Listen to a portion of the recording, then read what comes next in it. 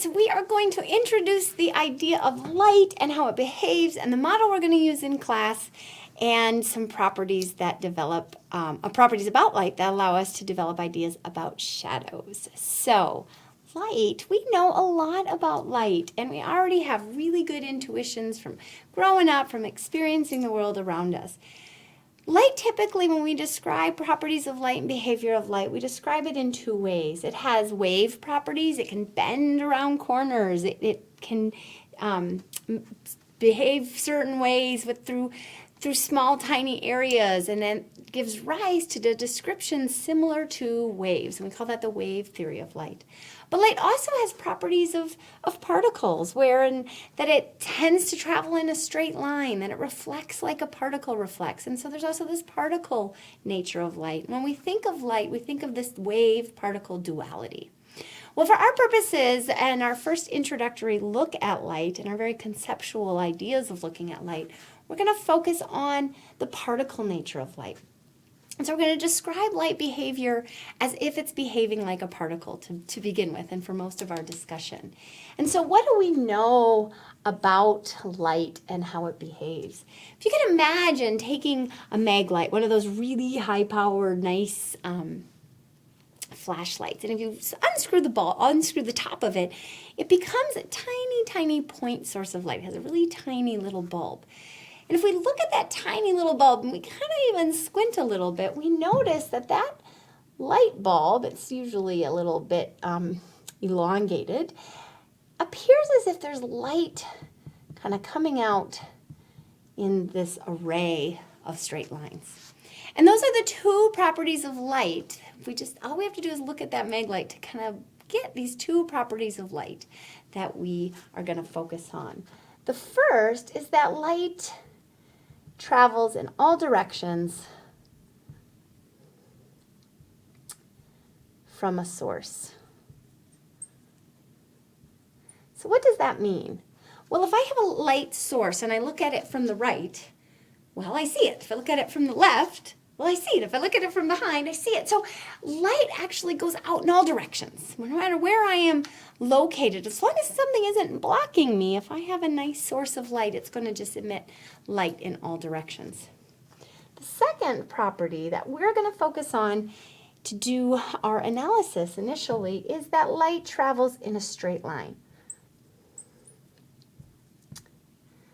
Now, something can certainly interrupt its path, but if left to be, light from a source is just going to continue out and travel and travel and travel in a straight line as it moves away from the source.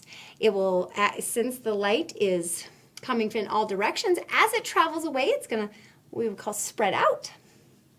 And the focus, though, being that it travels in that straight line. So those are the two properties that we are going to pay attention to.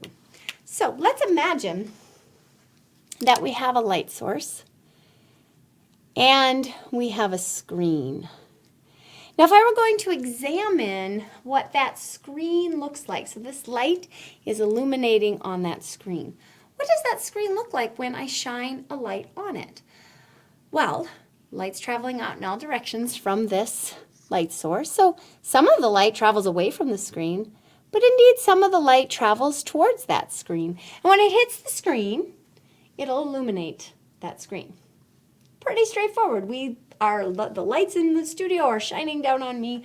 They're illuminating me. When we're reading a piece of paper outside, the light from the sun is shining down on that piece of paper. It's illuminating that piece of paper so that we can see it. So what happens if I place a blocker between my light source and my screen? So in that case, we have something that's going to interrupt the path of light that we see. So again, if we imagine, here's my light source. We're kind of looking at a side-on view of that.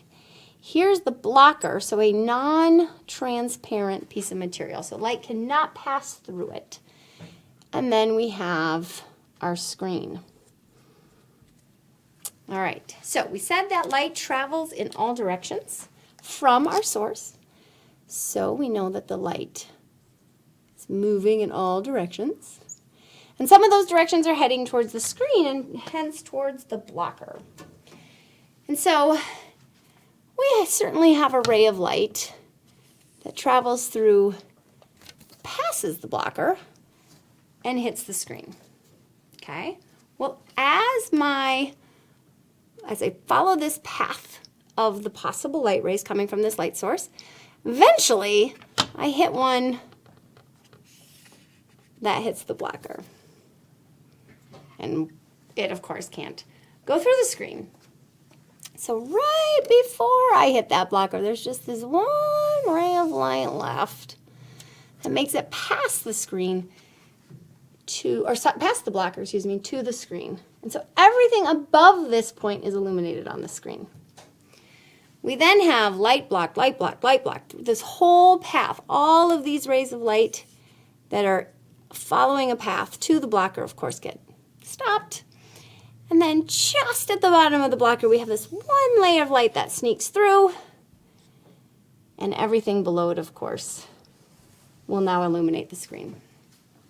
Okay, so what do we see on the screen? Well, we have light at the top.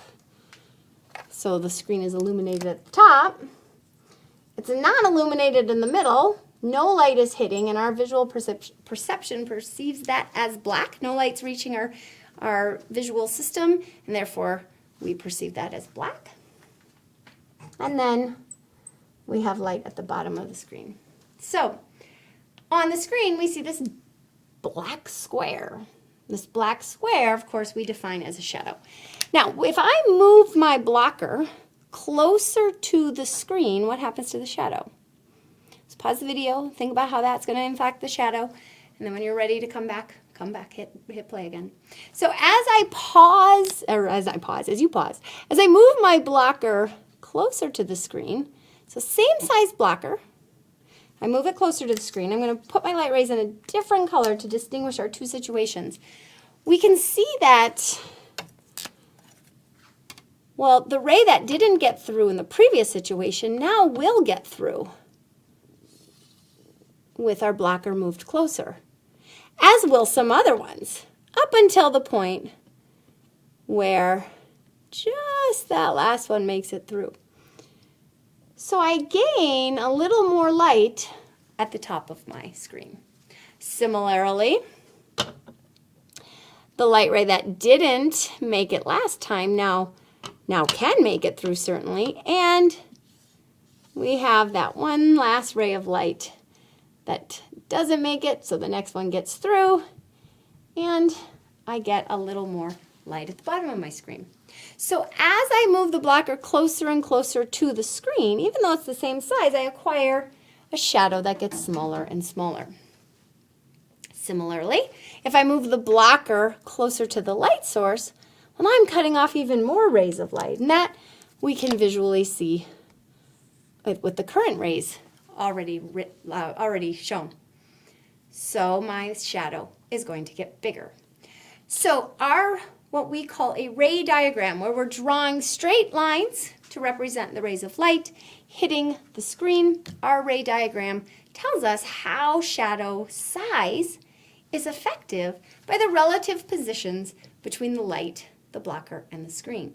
So our model of light is giving rise to some of the things that we experience when it comes to shadow formation. All right. In a later video, we'll talk about how different shades of shadows appear. We've all experienced as some shadows that appear to be fuzzy on the top and bottom. Well, why does that happen?